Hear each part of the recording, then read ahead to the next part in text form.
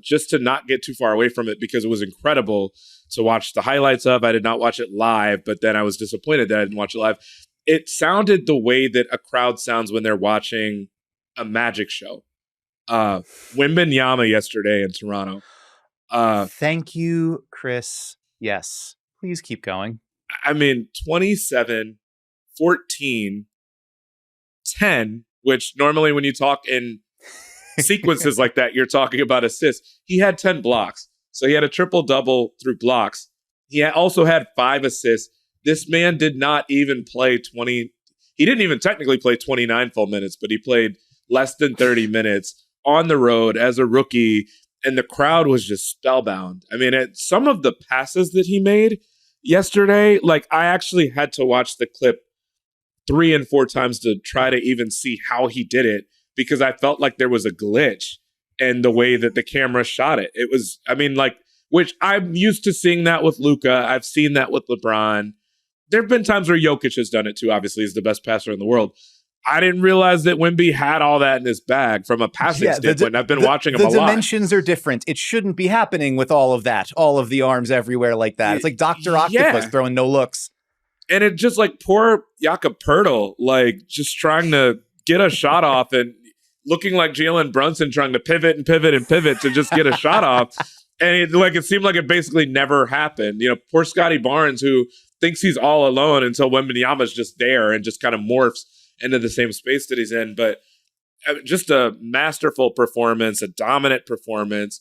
You know, the first sequence of the game was one where he blocked a shot at the rim and then came down and hit a 3, you know, all within the same 15 seconds.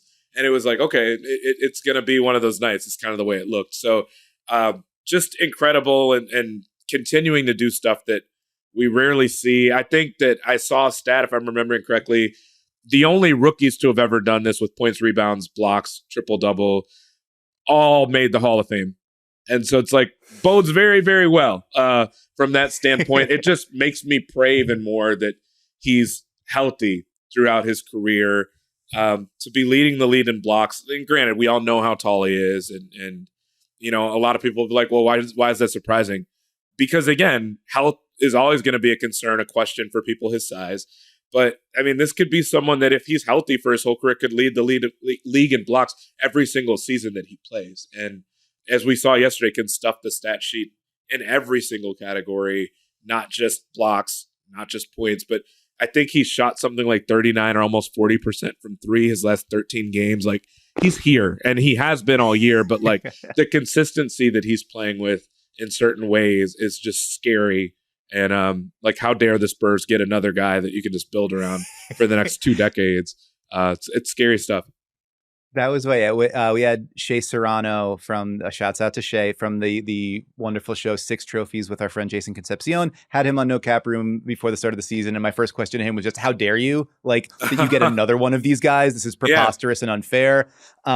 It's something that I had on my list too. Like, that Pop eventually just said, like, it, and made him, and it's like, we're putting him at center. Like, we're just gonna, like, we started with the training wheels, we started with Zach Collins, and let's just put him there. And then since December 8th, so that's when Collins went to the bench, December 8th, Wembanyama is averaging 21.4 points, 10.3 rebounds, 3.6 assists, and 3.6 blocks in 27 minutes a game.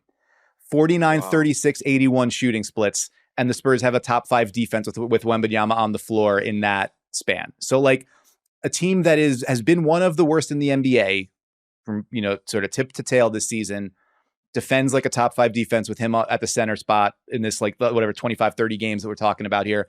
He might already be like defensive player of the year, final top 5 on your top 3 on your ballot, kind of like. Sure. You could certainly make the argument for it, not just the blocks, but also all the shots that he alters. It was very funny. Devin Vassell, after the Raptors game, said, like, I guess it's not on the scouting report that Vic blocks shots, which he had 6 in the third quarter, 6 block shots in 1 quarter. Like, what are we talking about? Yeah. So, like, it's like all of the thing, you know, there was this is the year of experimentation, and we're going to see if Jeremy Sohan can be a point guard, and we're going to see if Victor Wembanyama plays power forward, or if he's a big wing or whatever. It turns out the best answer here is put him at the 5 and let God sort him out. And we've been seeing an awful lot of that recently. Yeah.